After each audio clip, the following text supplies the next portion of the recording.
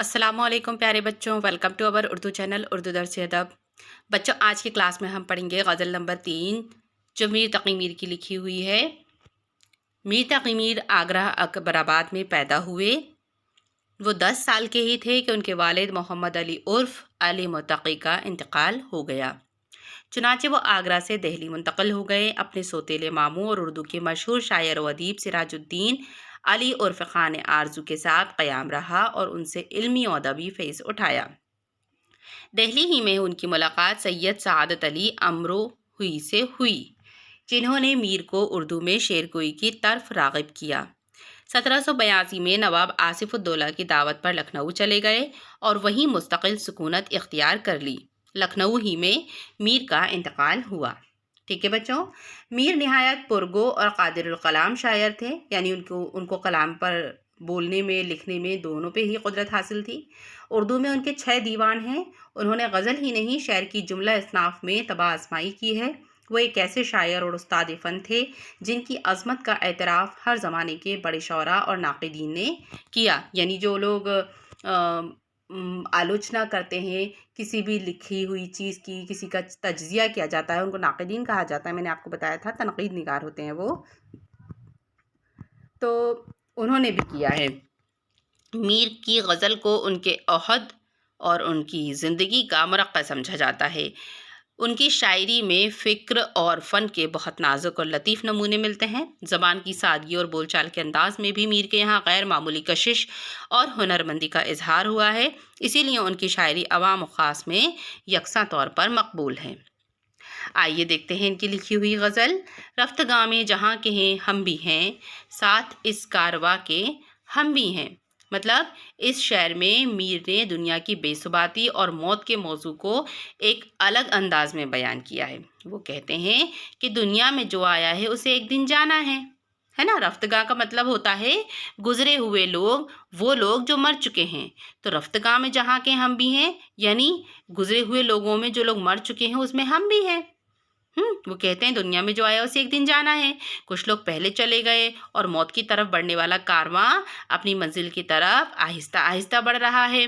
तो इस कारवां में हम भी शामिल हैं, यानी एक रोज़ हमको भी रफ्तगां कहा जाएगा।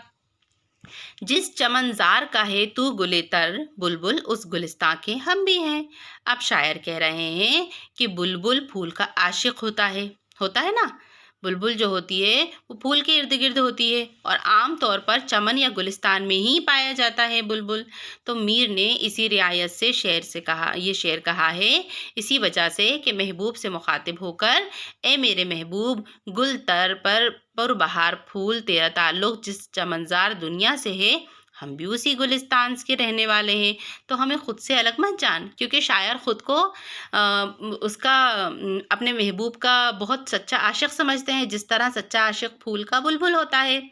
तो वो यही कह रहे हैं कि तुम जिस चमनज़ार से ताल्लुक़ रखते हो, जिस दुनिया से, उसी दुनिया के रहने वाले हम भी हैं। तो हमको तुम खुद से अलग मत जानो। वजह बेगानगी नहीं मालूम, तुम जहाँ के हो वहाँ के हम भी हैं।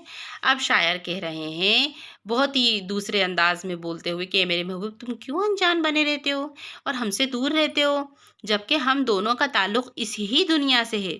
हम किसी और दुनिया के रहने वाले नहीं हैं, एक ही मुकाम पर रहने वाले, एक दूसरे से वाकिफ़ हैं। लेकिन तेरी बातों में ये गानगत यानी अपनापन ज़ाहिर होने की बजाय जाने क्यों बेगानगी नज़र आती है, अजनबियत नज़र आती है ना। मर गए नहीं तो नहीं, खाक से मुंह को ढांके हम भी हैं।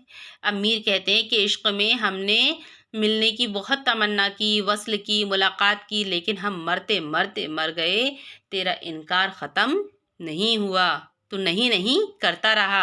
और अपनी इस नाकामी पर हम इस कदर शर्मिंदा हुए हैं कि हमने अपना चेहरा खाक से ढांक लिया है। यानी दुनिया में ज़िंदा रहना हमें गवारा नहीं हुआ और हम मरकर कब्र में पहुंच गए।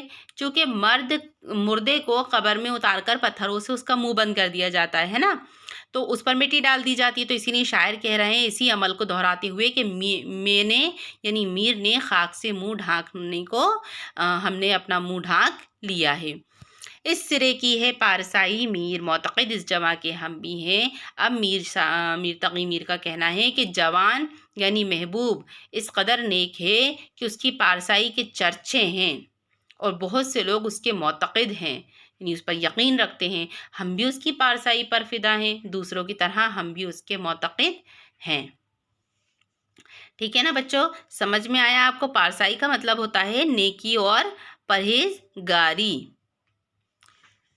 اب یہاں پر اس کی مشق دی ہوئی ہے، اس کے لفظ معنی ہے: رفتگاں گزرے ہوئے لوگ، وہ لوگ جو مر چکے ہیں۔ کارواں مطلب قافلہ، بیگانگی مطلب غیریت یا اجنبیت، پارسائی مطلب نیکی یا پرہیزگاری، اس سرے کی یعنی اس درجے کی، معتقد مطلب اعتقاد رکھنے والا یا ماننے والا۔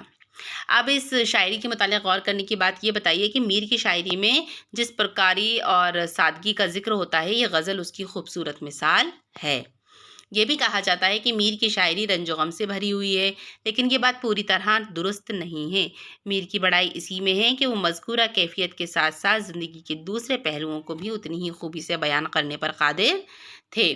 غزل کے چوتھے شعر میں منہ کو ڈھانکے کا استعمال ہوا ہے، جبکہ دوسرے اشعار میں قافیے کے بعد آنے والا لفظ کے ردیف میں شامل ہے، جیسے جہاں کے، کارواں کے وغیرہ۔ ڈھانکے جیسی صورت میں جہاں ردیف والا لفظ قافیے والے لفظ کا حصہ بن جائے اس کو قافیہ معمولہ کہتے ہیں۔